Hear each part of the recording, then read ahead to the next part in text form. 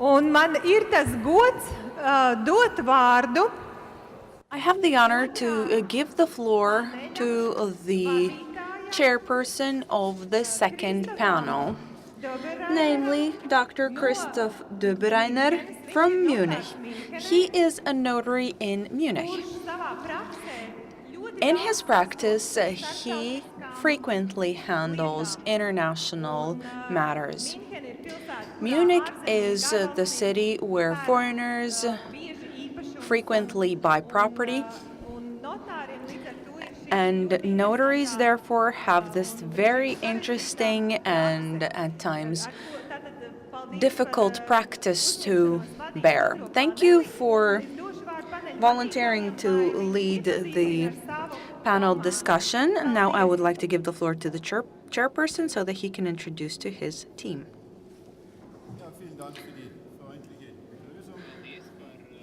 Pateicos. Thanks for the warm welcome words. Even if everyone hasn't arrived, we will try to keep up the high level of the previous panel. I would like to greet our colleagues from Estonia. Forgive me for my wrong pronunciation. Aivar Mesikep, notary in Tallinn. Aivo Maho, attorney at law in Tallinn, lecturer in succession. From Latvia, Inga Kalniškāne, a notary in Riga. Romualds Laizāns, notary in Rezekne. From Lithuania, the representatives are Dalia Svirbutiene, a notary in Vilnius.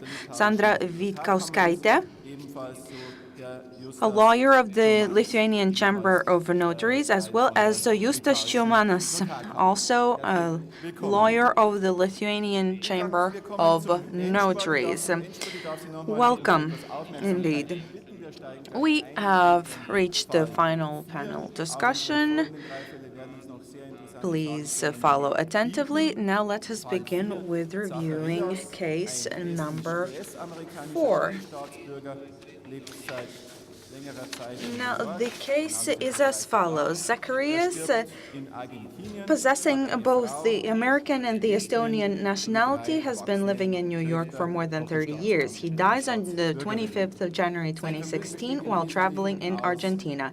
He is survived by his spouse, who holds the Estonian nationality, and 3 adult daughters who all hold the Estonian and American nationality.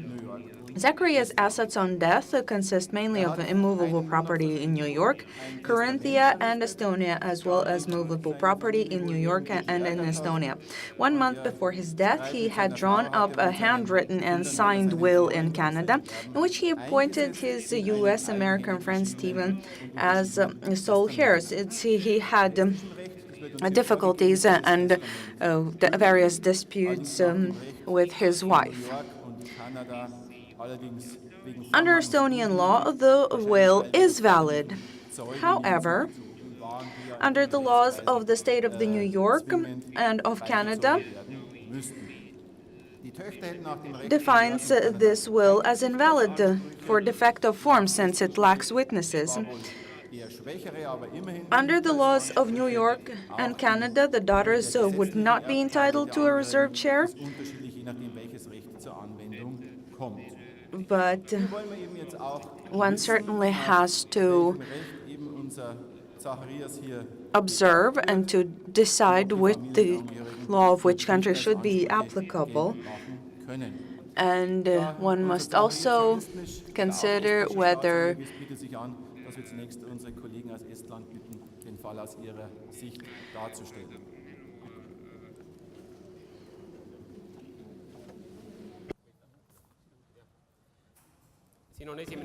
there are any disputes regarding which law is applicable to determine who inherits the deceased assets, and whether Zacharias' family members are entitled to a reserved share if the will is valid. This is a classical case which applies to Estonia in the early 1990s. Many foreign Estonians, people who had Estonian roots, but had lived in, say, Canada or the United States got their properties in Estonia returned. For example, in Ontario and in Iowa, there are large Estonian and Latvian communities, and this is quite a common case that we have encountered during the last 2 decades, so it's quite common. The principles will remain unaltered. However, references to law will change in turn. As for the jurisdiction, these matters are not solved best. Estonian lawyers have presented high flexibility and reviewed such cases very flexibly. The new regulation lays down the fact that the laws of third countries can be applied, and Estonian laws of Estonia permit to choose the law on the basis of a person's citizenship. If such a case would have to be reviewed by an Estonian notary, then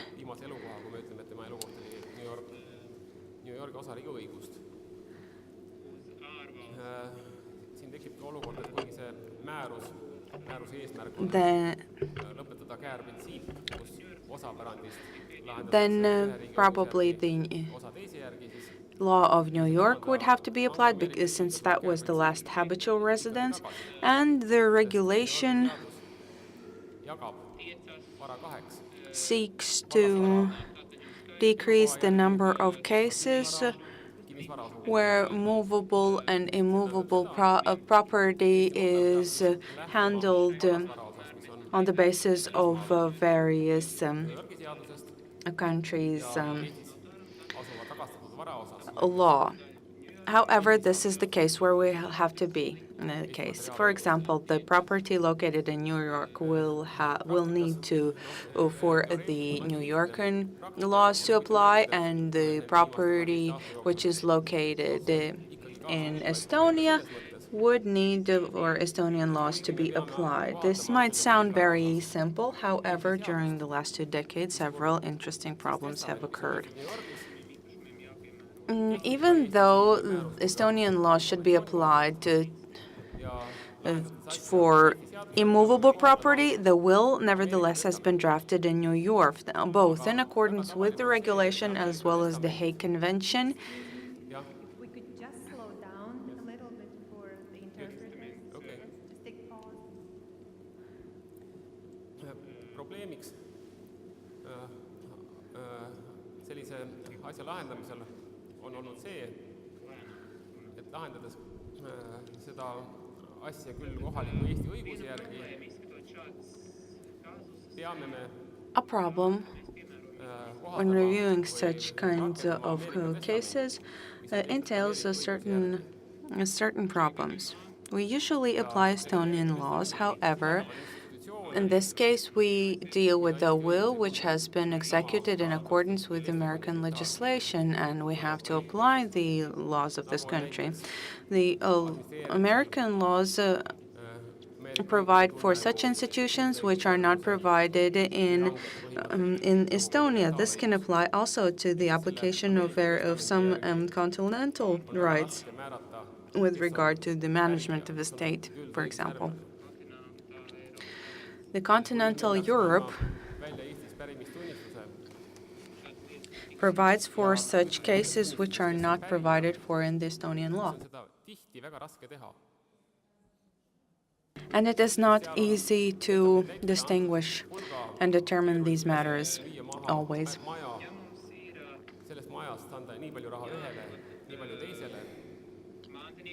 If we need to find an error, then we know that it is not always easy to do. For example, we have, say, an immovable property, real estate in heir. It needs to be sold, and one part needs to be given to one heir, and the other needs to be given to the other, which might entail problems. Recently, the practice in Estonia has been as follows. We simply we seek to handle matters exactly as in the United States. For example, the testator. kaasuse praktiline lahendus on ka tulevikus pärimismääruse alusel minu arvates just see, et me ei pea nägema vaeva üldõigusjärgluse määramisel sellistel juhtudel. The testator does not decide who are heirs, and the legislation provides a similar approach. Eesti õigust, materiaalõigust, aga protsessuaalselt võime me selle asja lahendada Ameerika New Yorgi õiguse järgi.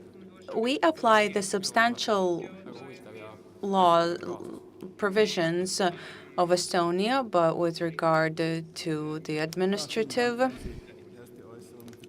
provisions, we can apply them in accordance with the laws of the New York. Thank you for the Estonian perspective, and now I would like to give the floor to gentleman on the left to me. To the left of me, Dr. Stark, who is the president of the Notary Council in Germany, as well as Dr. Christoph Beer, a notary in Vienna, whom we were introduced to previously. This case is interesting because the renvoi is not precluded. And now let us give the floor to Mr. Stark. Yes, this is a very interesting case which certainly wishes to teach us something. I would like to point out two things. We can very well see in this case that various connection points to various questions exist, and they are of various importance. We have an Estonian citizen who has drafted a will in Canada and has died in the USA. All three connection points have their meaning. Estonian citizenship has a direct impact on the determination of international legislations, because as a result of that, everything will be guided by the citizenship. Since the regular habitual residence at the time of death was not a member state of the EU. And that's where the citizenship plays a role, but only with regard to the determination of the jurisdiction. Next, we have a connection to Canada. This also plays a certain role, since this is where the will has been executed, and this is decisive in terms of determining whether this will is actually valid, whether it has legal effect, and this is what we have to assess on the basis of Canadian law. For these purposes, it is important for us to know what was the habitual residence of the testator, and it was Canada in this case. Also, the USA plays an important role because this is where the testator died. That, in turn, is important for the purposes of the succession provisions. What are the legal consequences going to be when the succession a matter of succession sets in? And this is of special importance with regard to forced heirs and reserved shares. It all plays a certain role.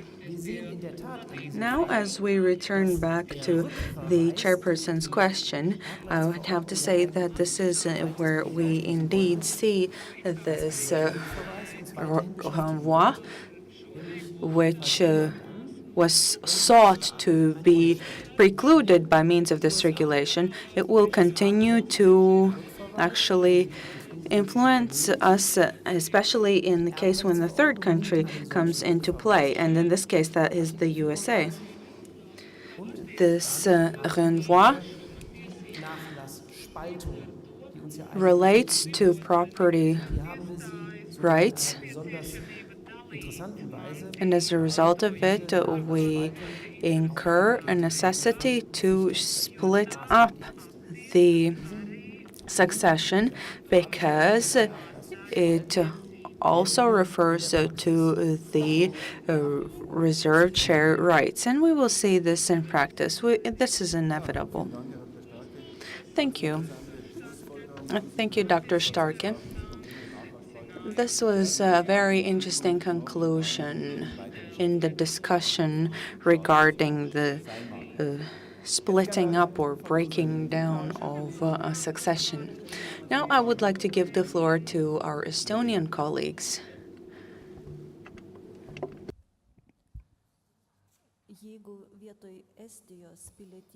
I'm sorry, Lithuanian colleagues.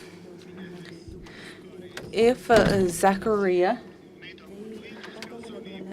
Zachariah's wife and the children had Lithuanian citizenship, then in accordance with Article 10, subsidiary jurisdiction would have been applied. Lithuania is not a partner country to the convention, and therefore the jurisdiction would be reviewed in accordance with Articles 27 and 83. Lithuania recognizes holographic wills. Therefore, according to the provisions, we see that such wills would be effective in Lithuania. Closer links the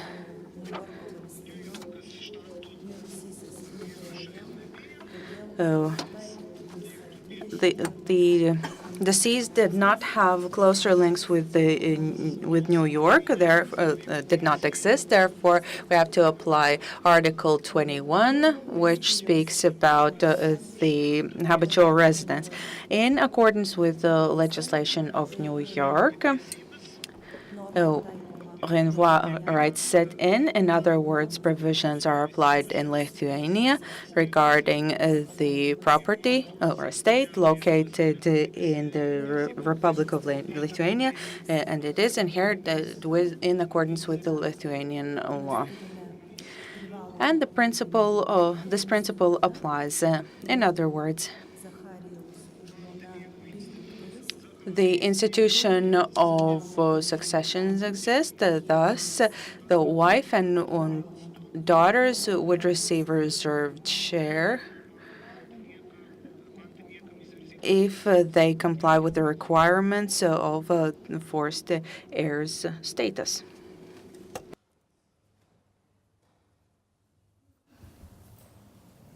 Okay, vielen Dank. Noch Ergänzungen vielleicht aus lettischer Sicht? Okay, thank you. Maybe some other additions or conclusions from Latvian side, please.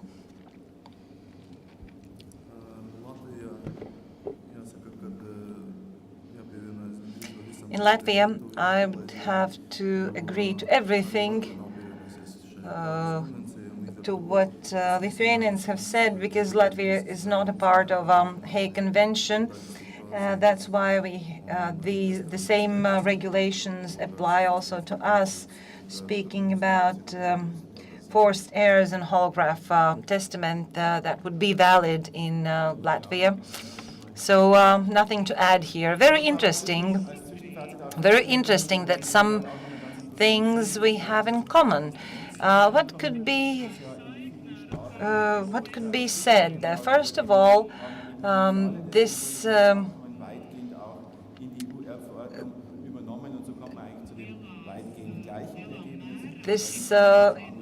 coexistence with the Hague Convention, and this coexistence was outlined or intentionally kept in the regulation.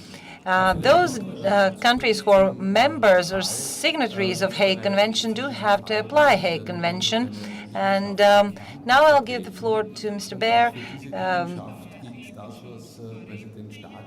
And he will speak about the Austrian part. And as Mr. Stark has said, the Austria is only represented by an immovable property in Carinthia. And it would be very bizarre that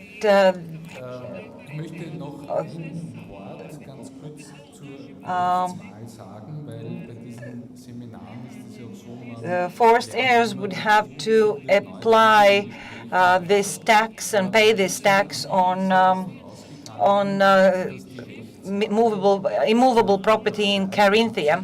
Now, speaking about applicable law, according to Article 22(2), applicable law or choice of applicable law should be self-evident or clearly stated, but in our recital 39, I find that the applicable law or the choice of it could be connected with specific provisions. The choice of law should be regarded as demonstrated by a disposition of property upon death, where, for instance, the deceased had referred in his disposition to specific provisions of the law of the state of his nationality, or where he had otherwise mentioned by the law. So it is very interesting. For example, in Austria, there is this authority or institution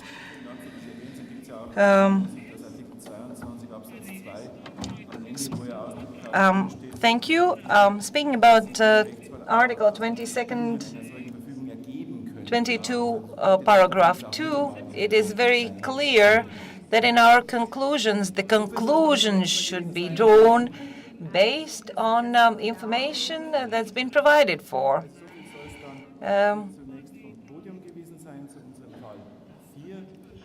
So, from the panelists, we have heard all the panelists regarding case number 4, and now the floor is yours, the general public. Dear colleagues, do you have any questions or remarks or observations, please, where we could not cope with the translation, we were not fast enough? Please ask us to repeat the interpretation. Whilst the panelists are here, we can go back to any part of our discussion. Has anything become clearer? You will have a very, very creative year in front of you for understanding and implementation of this regulation in practice. So if you don't have any other questions, so we can go to case number 5, and I'll give the floor to who is going to present it. Okay, then we'll go on. It's not good that we don't have a question or questions. Either everything is clear or nothing is clear, and I hope it's not the case of nothing's been clear, and it's neither the case when everything is clear. So now we'll speak about the case number 5, when there is mutual recognition or between countries where a third country is being involved. The case is about a Latvian national who dies in Estonia in September 2016, the place she has lived for many years with her only son and a husband. She leaves bank accounts in Latvia, Russia, and immovable property in Estonia, Lithuania, Russia, and United Kingdom.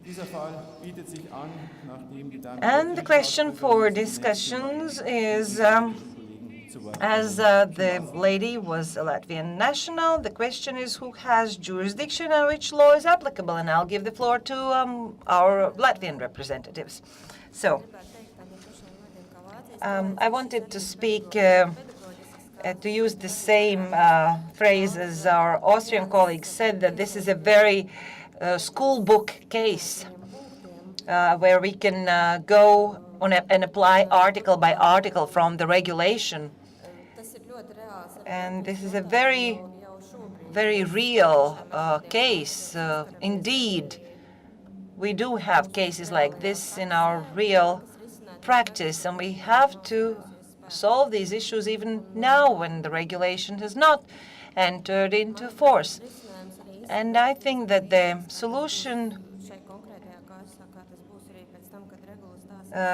for this case would be similar to the one that when the regulation will come into force. I'm not looking at one's nationality or citizenship, but in Latvia, I believe also as in Estonia, the solution would be a bit different. So now we have to take into account the last habitual residence, which is Estonia, and based on Article number 4 and Article 21 of the regulation, the jurisdiction falls upon an Estonian notary or Estonian law. And it was, if it were vice versa, the case would be then solved into Latvia and fall under the jurisdiction of Latvian notaries. Speaking about immovable property or real estate in Great Britain, then as United Kingdom has opted out from the regulation, this matter would be solved according to the legislation of United Kingdom. But the legislation of United Kingdom will be applied only to that immovable property. Speaking about Latvia and Russia, I have to say that we have international agreements between Russia and Latvia. And based on the regulation, on the Article 75, this issue will be solved according to international conventions and international law. If we speak about movable property, and speaking about immovable property or real estate that has been located outside Latvia, also depending on where this place is being located, it will be solved by Estonian notaries, even if we look at international partnership agreements between Estonia and other countries, namely Lithuania, Russia, and others. So speaking about immovable property in Russia, the Article 75, as well as legal assistance agreements between Estonia and Russia, this issue will be solved or fall under an authority of Russia, and Russian law will apply to immovable property located in Russia.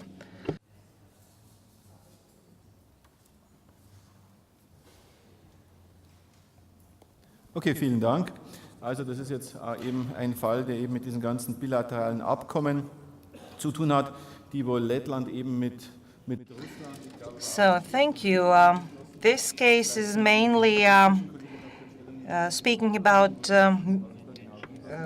bilateral agreements. Maybe some other colleagues could comment on these bilateral international agreements between, for example, Latvia or Estonia and Russia. Yes, it shows what are the common features of this regulation and international agreements. In the future, of course, regulation will dominate over all other legal acts. But now also these international agreements are to be applied. Speaking about third countries, regulations, mutual regulations with those third countries will be applied. In Estonia, there have been many cases with this Russian element, and there has always been disputes speaking about definition of estate, because Estonia, by the definition of an estate, is an estate that's been registered in land registry. But in Russia, anything that is based or is erected on land is a property. And there have been many, many disputes. We have had issues about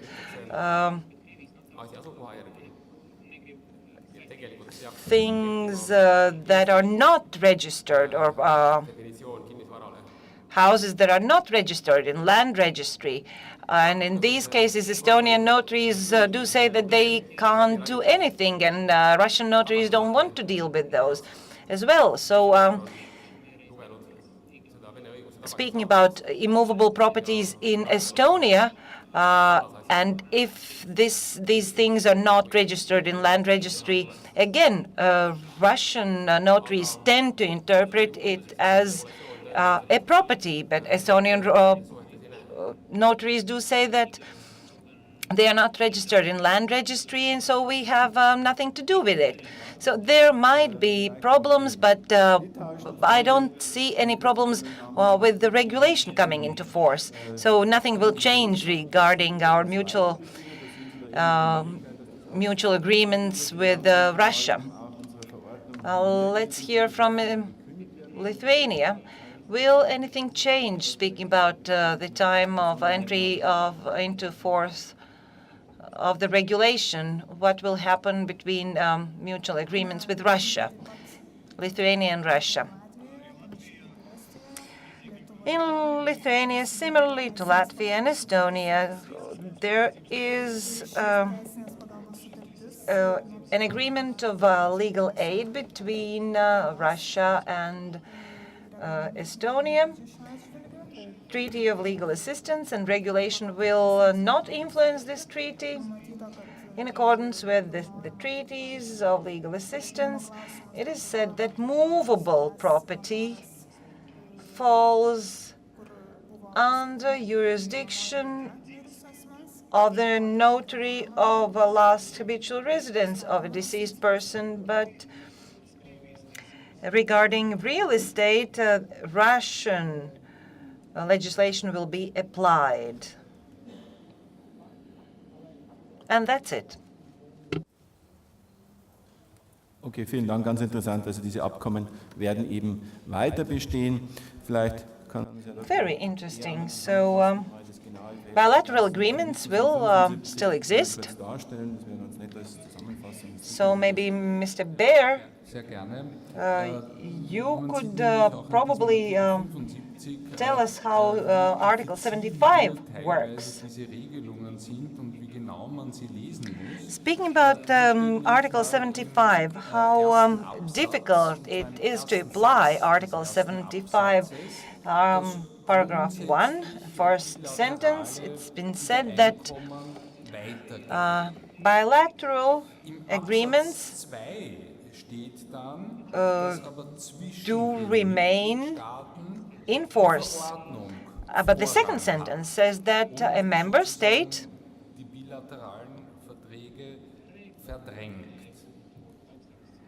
in a member state, a regulation prevails over such bilateral agreements.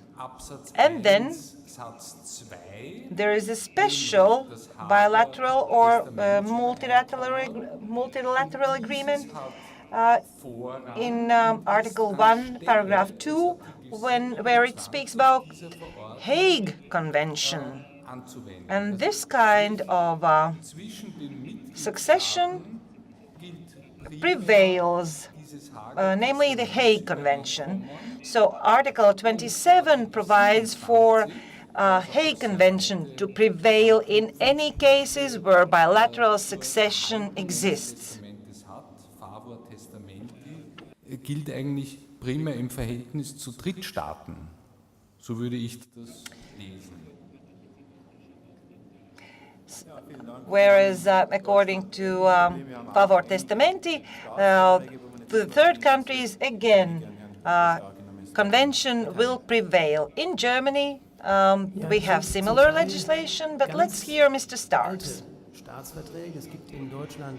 Yes, sometimes these international agreements are very, very old. In Germany, there are 3 such bilateral agreements with Turkey from 1929, then with USSR, another very old bilateral agreement,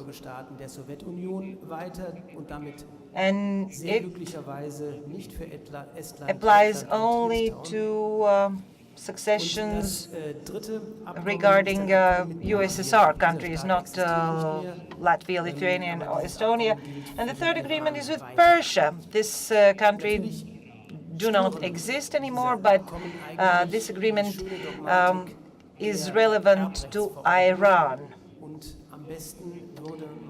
Unfortunately, these 3 agreements kind of are in the way to our beautiful new regulation. They do still exist, and there are bases, old bases. I'm sorry, there is this basis on speaking about international law between Germany and Iran. There are many problems. Speaking about USSR, it is not.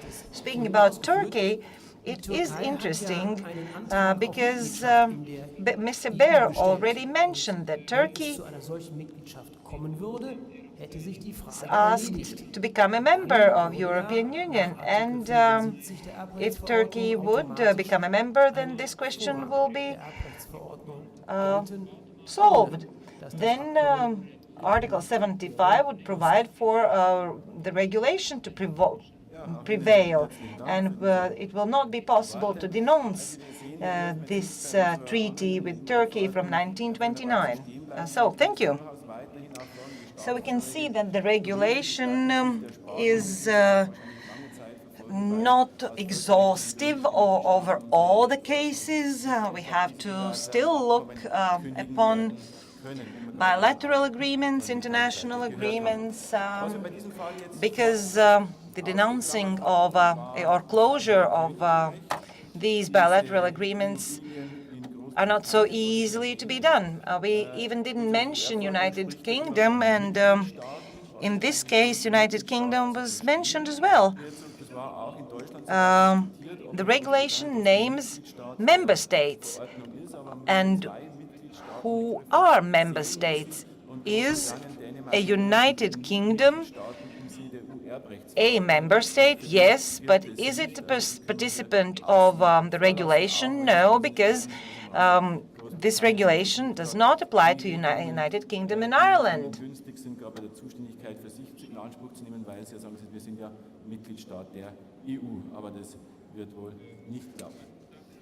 Maybe in United Kingdom they will try to apply only those articles that are beneficiary to them. But that's all for case number 5. I hope to hear your questions now. Üks küsimus seoses Haagi konventsiooni rakendamisega ja selle pärimismääruse omavahelise seosega. Et kuna kõik Euroopa Liidu I have a question about the Hague Convention. aga pärimismääruse põhimõtte sisuliselt on ju sama, mis There are EU member states which are not partners to the Hague Convention. tegemise puhas.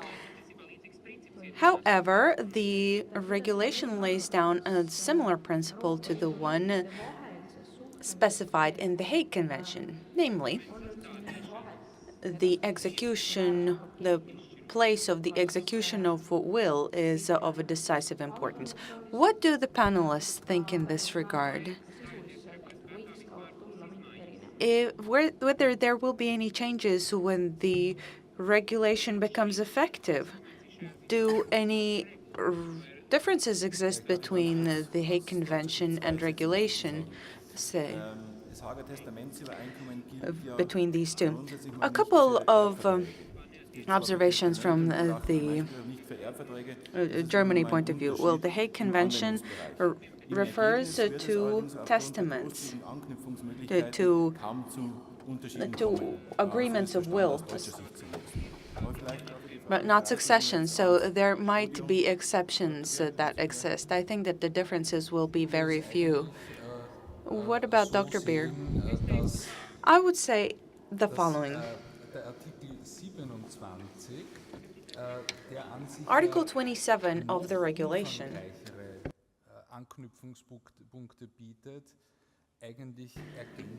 lays down more extensive grounds or foundations.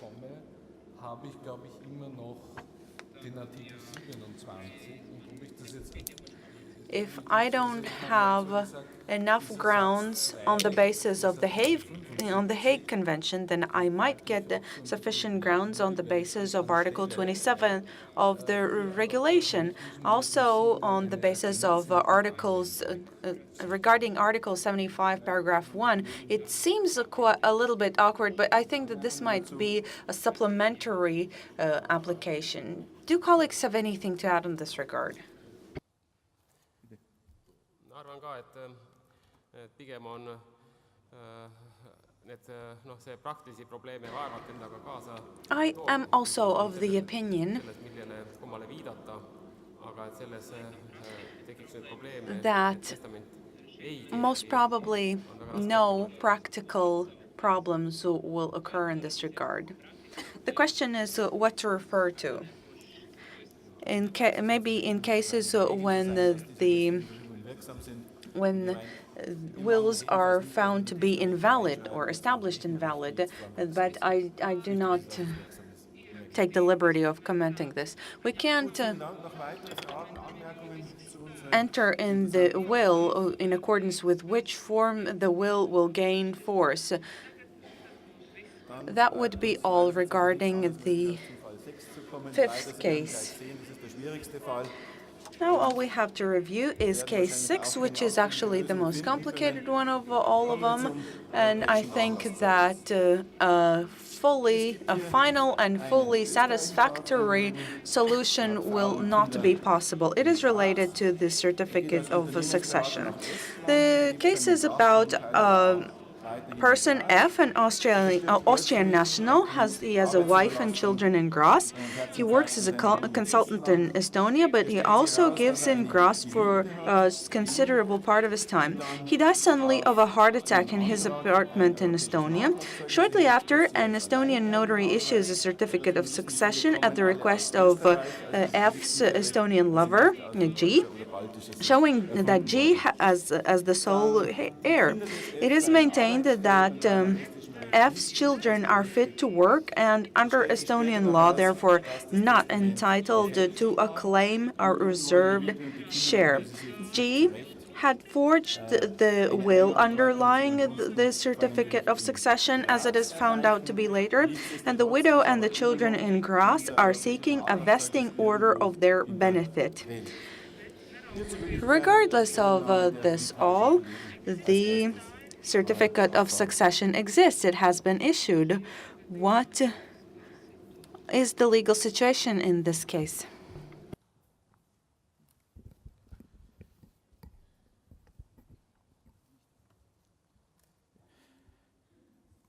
Šitoj situacijai nagrinėjant yra turbūt keli aktualūs klausimai.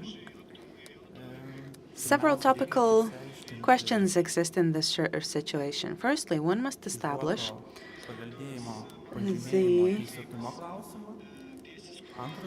the legality of the issued certificate of succession, and the other topical matter in this case is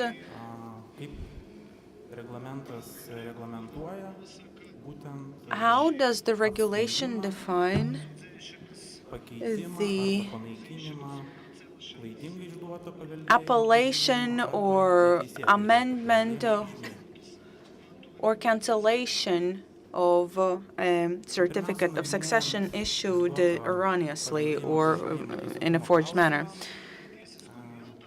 When reviewing the legality of the certificate of succession, one should observe Article 24 of the regulation and one must determine international jurisdiction, which is of great importance in this case. Thus, in accordance with the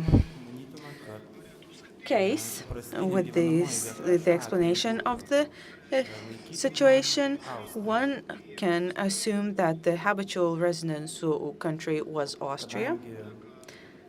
iš esmės daugiausiai asmuo Thus, mirusysis gyvena šioje basically, the deceased person lived in this country, oficialią šeimą, and turi vaikų, the deceased person has his official family in this country, a family, his children, which he sustains, darbiniais santykiais. and he has only labor relations with Estonia, so he has simply left to Estonia for work, and he Akivaizdu, kad nustačius, jog inhabits it for work purposes.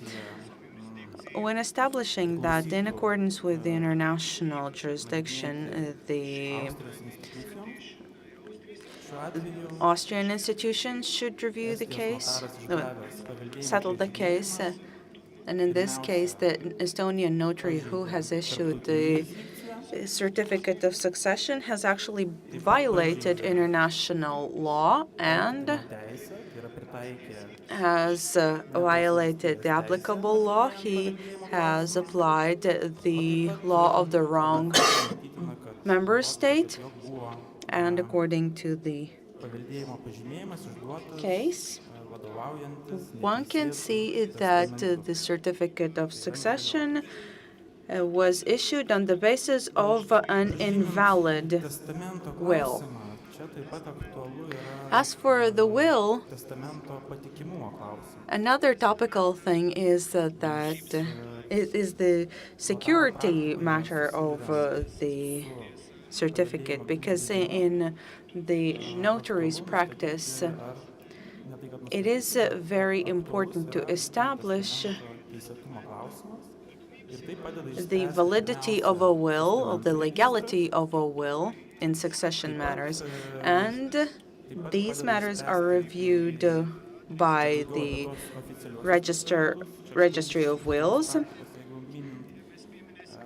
And in terms of official wills, then in Lithuanian practice, we see that there are matters there are wills that can be delivered for the storage for notaries, and handwritten wills might not be delivered to notaries for storing, and therefore they require approval from a court. Lietuvoje, tai, tikriausiai būtų sudėtinga. And I think that it would be very difficult for such a situation to occur in Lithuania.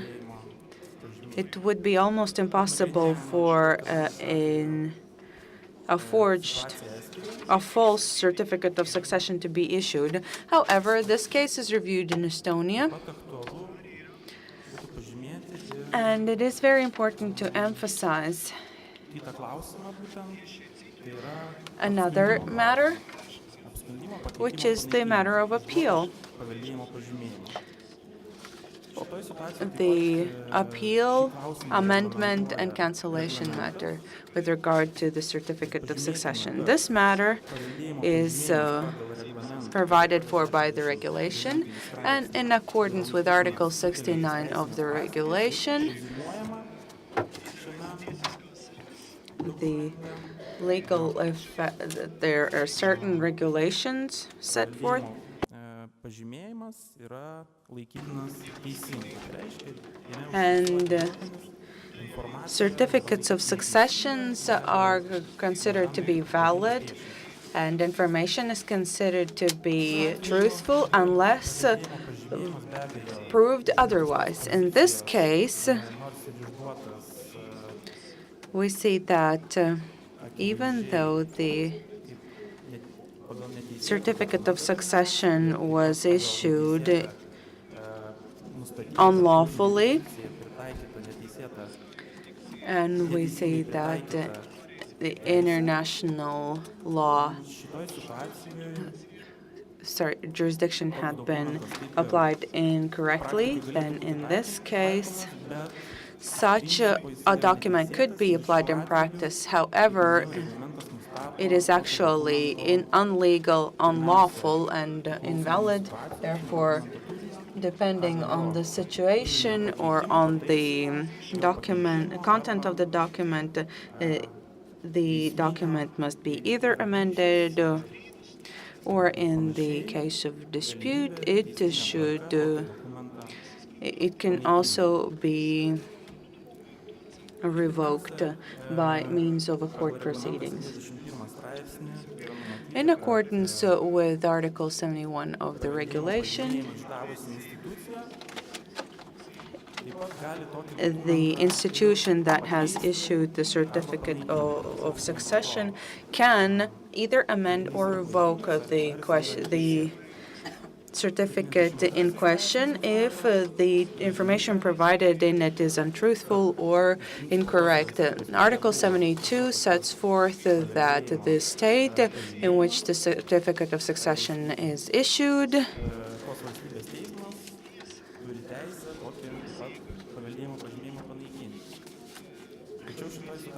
the courts of the country where the certificate of succession have the entitlement to revoke this kind of a document. In this case, the wife of the person deceased in Austria will have certain difficulties, because in order to revoke such kind of a document, she would have to turn to a court of another member state.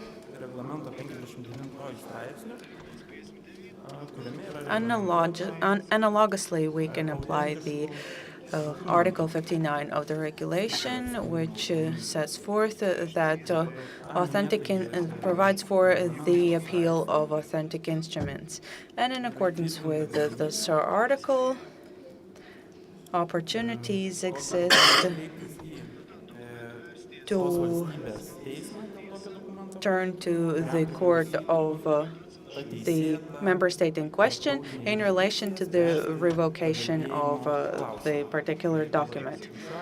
And international jurisdiction could solve this matter. In accordance with this article, one can consider that the surviving spouse could also turn to Austrian courts and exercise her rights to contradict this, to dispute this. So much for this case. Ja, vielen Dank für diese wirklich umfassenden Ausführungen. Wir können mal feststellen als Zwischenergebnis, Thank you. It was very, very exhaustive. So we can, I think all of us state and conclude and agree to the fact that in this case, place of residence is Austria, and in this case, the jurisdiction falls under Austrian law, and it is also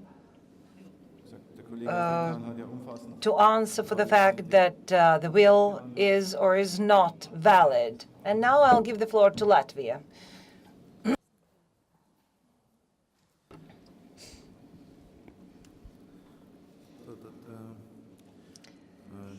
So in this case, we believe that we would have to examine and evaluate the last habitual residence of the deceased, according to recital 24 of the regulation. And we can agree that it has been in Graz in Austria, this last habitual residence. So we can conclude that an Estonian notary, by accepting this matter, this notary behaved in an erroneous manner. So, and also it has been said that children who are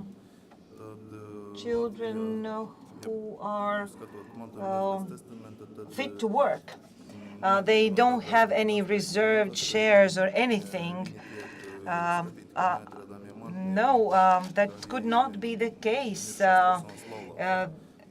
Spouse and children would always have to be looked upon as forced heirs. For example, if it were in Latvia, then, for example, after reading out the testament, the will, children and spouse would be informed about such a will, and even if they were not present for disclosure of the will, until or even before issuing of certificate of succession, they would have their saying on the matter. Even here in Latvia, if it's a private holograph testament, or sorry, will, it is not possible to question the authenticity of such a will. But even if it could be contested, it can be done only by legal heirs, that is, children, relatives, spouse, or relatives of other degrees, not by a lover. Okay, thank you. We heard representatives from all three countries, and I'm sorry, 2 countries, and now I'll give the floor to Estonia, because in this case, Estonian notary was the one who made the mistake. I would like to draw your attention to the fact and to the peculiarity why our Estonian notary made this certificate of succession based on Article 24, paragraph 2. The lover of Mr. F was saying that the testator has closer relations with Austria than with Estonia. I'm sorry, the vice versa. And this lover did not tell Estonian notary that the deceased has a family in Austria. The will, based on Article 24, the will is valid, and such mistakes might occur when notaries could issue certificates of successions based just on these plain facts. And now I'll give the floor to Ivo, who will tell us the substantial grounds of this will. There are 3 possibilities. The first is to contest the certificate of succession issued in Estonia, but that should be done in Austria. The second possibility is to appeal to the court in Austria and to question the last habitual residence of the deceased, and I would recommend to his Austrian family to go to court in Austria for this matter.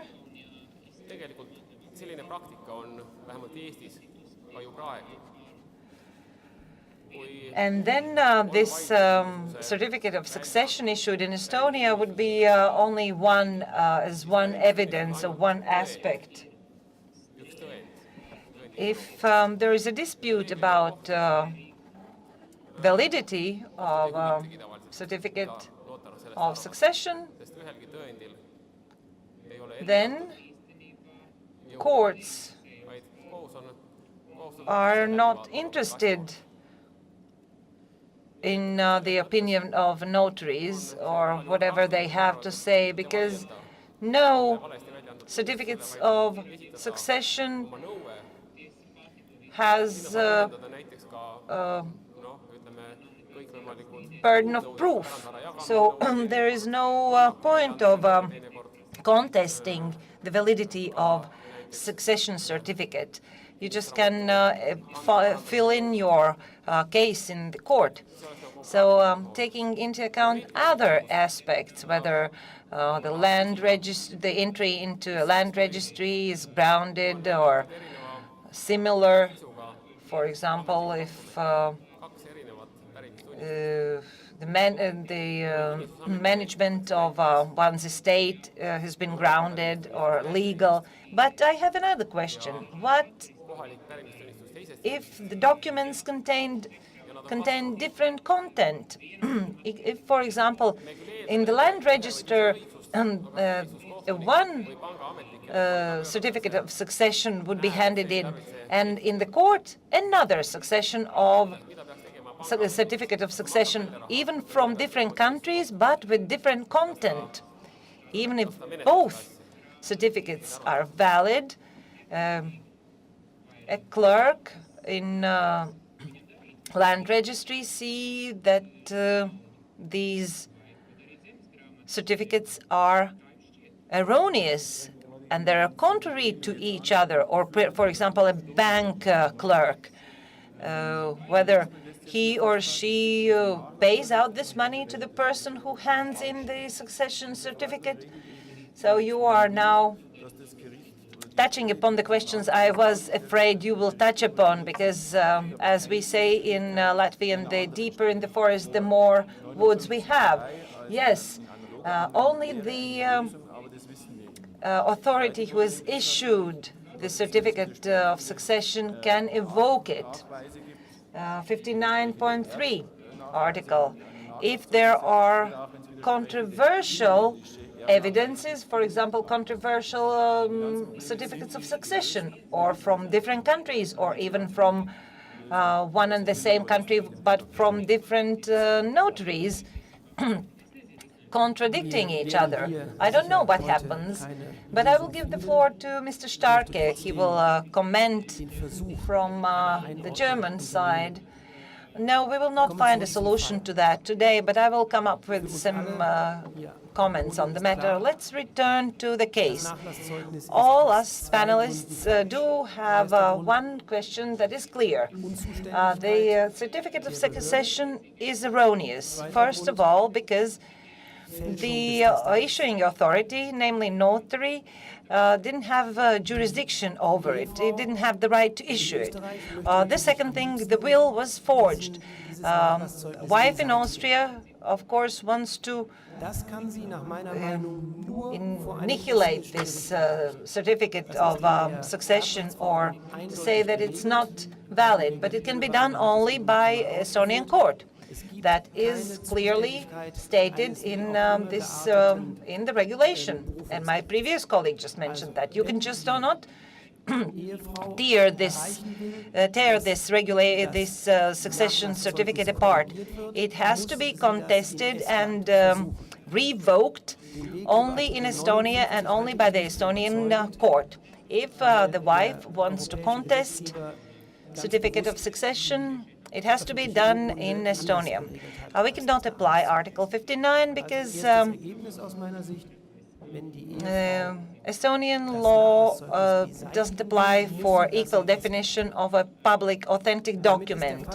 If the wife wants to contest the validity of succession certificate, then it has to be done in the court in Estonia. And as a colleague from Estonia rightly spelled out, that certificate of succession has only limited burden of proof, and it is assumed that whatever is written in certificate of succession is correct, but theoretically we could contest whatever is said in the certificate of succession whenever, wherever in the world, in whichever court we want, because the succession certificate has only theoretical value. And if two certificates exist, we cannot accept that both are correct and both are valid. But if I, as a spouse, could prove that the will is forged, that this theory is invalid as well, and then I will have to go to court in Estonia. And I have to contest the whole procedure, whole succession in Estonia. But in any court, I can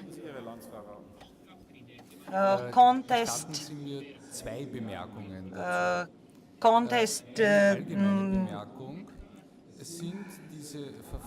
this certificate. Mr.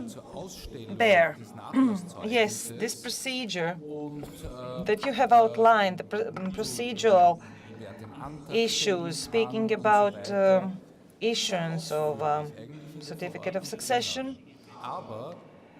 in the regulation it is described in a detailed manner, but it lacks the backbone, the main.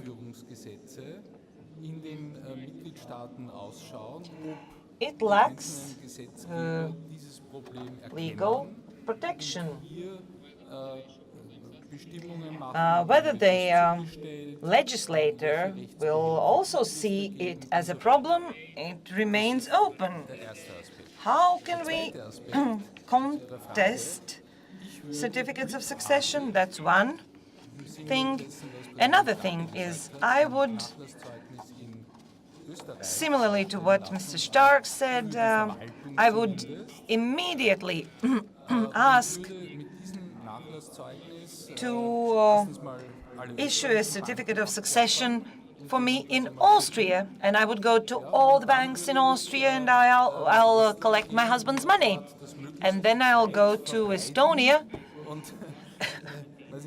and inform each and every one of my certificate of succession, hoping that I will get the money from the banks that my husband has left me lawfully, that belongs to me lawfully. And I don't know how it's about the land register, but that would be the main goal and the main thing that I would say that would be a pragmatic solution. So immediately to ask for a certificate of succession on the basis that I am a spouse, and to get that.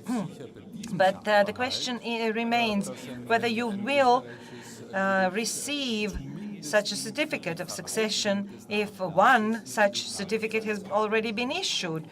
I think if case is as it's outlined here, Austrian court would issue another certificate of succession. If I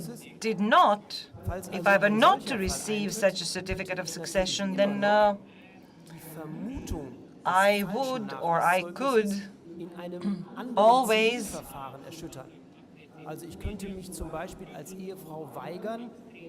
contest in a civil process or a civil court to contest a certificate of succession. I could probably ask for the possessions of my husband's lover, and if he or she would deny me the privilege, I would contest the validity of certificate of succession and the validity of will. Yes, it's rather interesting, the implementation of this succession regulation, where the fields of competencies, the spheres of competencies are clear, and it's interesting how it works in your country. In Germany, We do work with those questions, but how does it work in Austria? Yes, in Austria there is a draft legislative proposal, but it doesn't correspond to the case. How does it work in Estonia? I think my colleague Ege will be the most sufficient candidate to answer this question. Actually, a member from our Ministry of Justice could be the most fit to reply to this question, but I think in July or in August there will be new legislative proposals coming into force in Estonia before regulation coming into force. How does it work in Lithuania? There are proposals for amendments to the existing regulations, but those are just proposals, and a working group works with those amendments. Unfortunately, it's not very clear to me, says the Latvian speaker, about what do I have to speak. In Germany and in other countries, there will be implementing acts to the regulation, stating who is responsible for implementing those acts. Yes, as far as I understand, our Ministry of Justice also works with this regulation, also trying to find out whether the scope of regulation is applicable to Latvia at all, because in Latvia, notary is not equal to court, as I said at the beginning, but there are discussions and working groups trying to solve these questions and actually speaking about these questions. So you foresee that in a hurry, these pieces of legislation will be adopted for them to come into force before the regulation coming into force in next year in August. Yes, thank you. So all the debates have been over. The debates are over. Thank you very much, panelists, for your eager expressions and viewpoints. It was very, very interesting.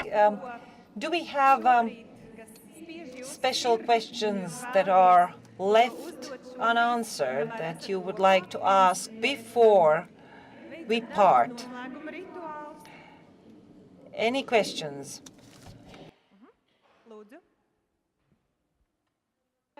Korra tagasi selle kaasuse juurde. Yes, I wanted to come back to the case. We were speaking about the certificate of succession, which was issued based on erroneous cause. I would step back because someone said that an Estonian notary has been the one to be erroneous, but this case draws our attention to the fact that very many things depend on information directly coming from a person who is speaking to the notary, who seeks for services of a notary. So in this case, the notary received this demand for issuance of a certificate of succession, and this person outlined the facts in a very, very good and trustworthy manner. So a notary had to trust this person. The deceased person was already dead, and yes, of course, maybe the notary had to inform the wife and children, speaking about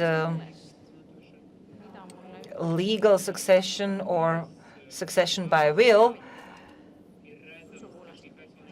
And if we can see in the Estonian registry of matrimony, there we can find out the information about legal heirs, namely about the fact that the deceased had a wife and children. But if this lover said that this Austrian gentleman was single and had no children, in this case, this is the information that I, as a notary, possess, and this information is all I can base my work upon. No, I didn't want to say that the Estonian colleague was unprofessional. No, it was kind of an example, a random example mentioning Estonian notary. No, of course, I didn't want to offend Estonian notaries. That was just a case. Anyone who wants to say something else? Yes, this comment seemed very interesting to me because it drew all our attention to the fact that we are dependent on information that we as notaries receive. And that's why I would like to inform you that in Germany, regarding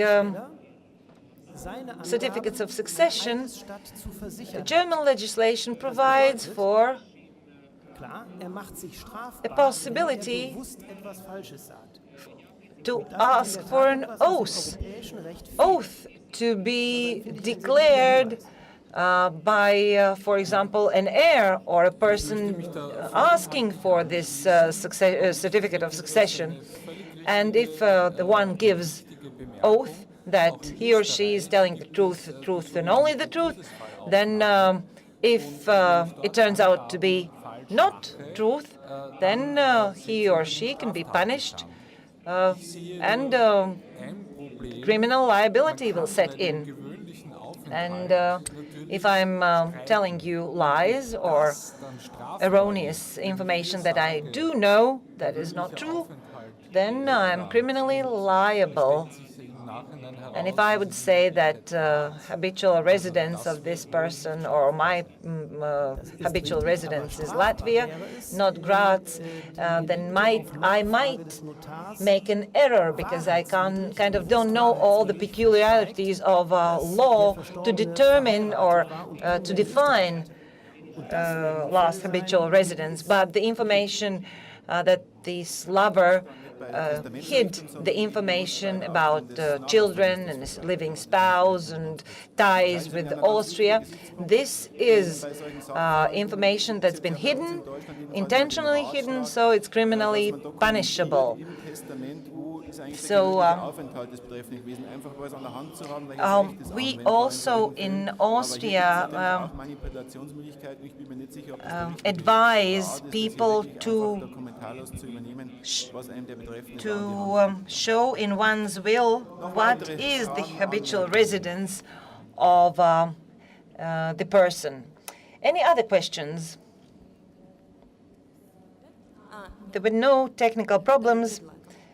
Just the person didn't turn on the microphone. Yes, in Latvia, we warn about criminal liability, as probably Estonian notary tried to find out the truth. And of course, German and Austrian colleagues said that they inform the person that he or she is liable for the information that he or she provides. But this question should be addressed by existing legislation of the country. Thank you.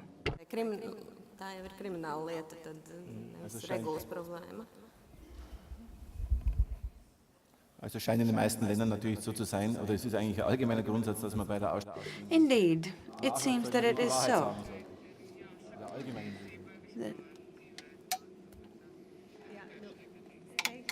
Well, one must state the truth, and not only in this case, but generally. Thank you for the second panel.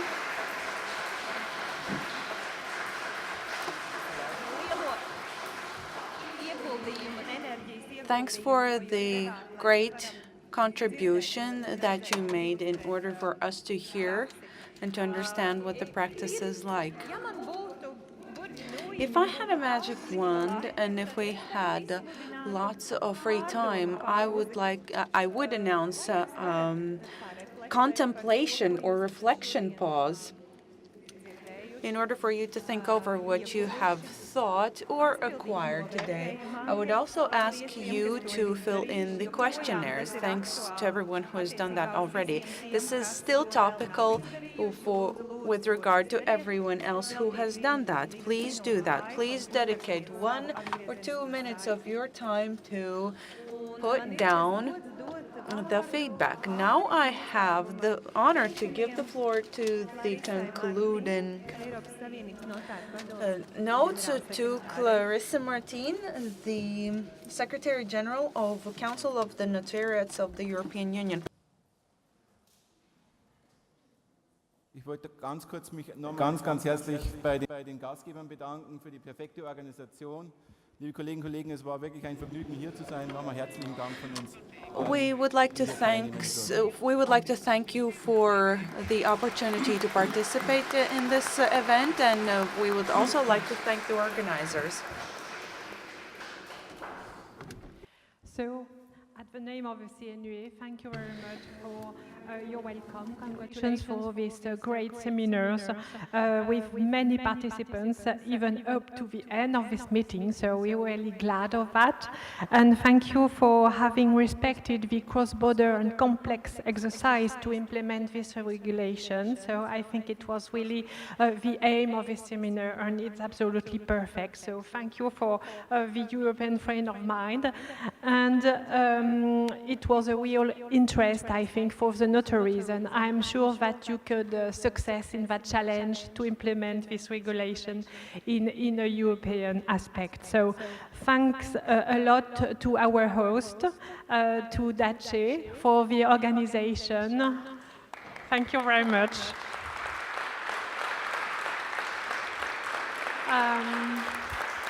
Thank you very much to the interpreters too, I think, because it was really a hard legal subject.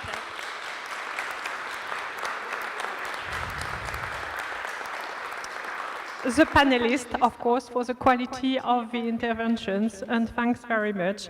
And hope see you in our next meetings in Paris in May, I think in Bucharest and in Berlin. So you absolutely welcome in to continue this finding of mine and this reflection on succession law in an international aspect. Thank you very much.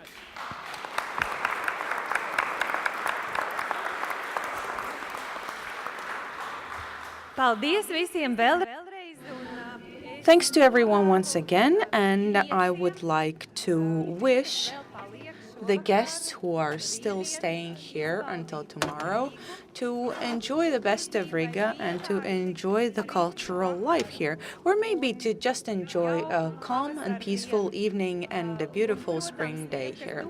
Those of you who are heading home immediately, I would like to wish you a safe trip home, and I would like to say that you have given so much inspiration for the upcoming series of seminars that are yet to come.